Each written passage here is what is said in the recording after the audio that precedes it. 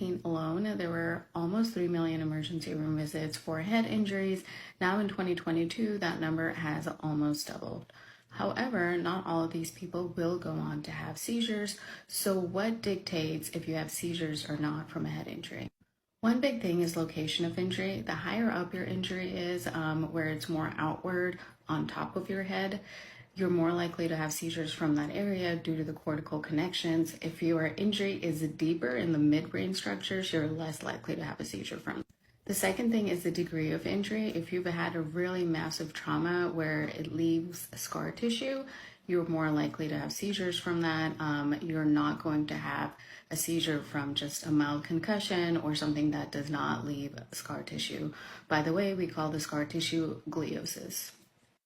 And lastly, if you have a seizure right after trauma, you're less likely to have epilepsy later on in life. If your epilepsy comes after, or if your first seizure rather comes 6 weeks after your injury, you're more likely to have epilepsy. The reason being that seizures that come from scar tissue are more likely to lead to long-term epilepsy than seizures that come from just the trauma itself. So those are the three big indicators of whether head injury will become seizures and epilepsy later on in life.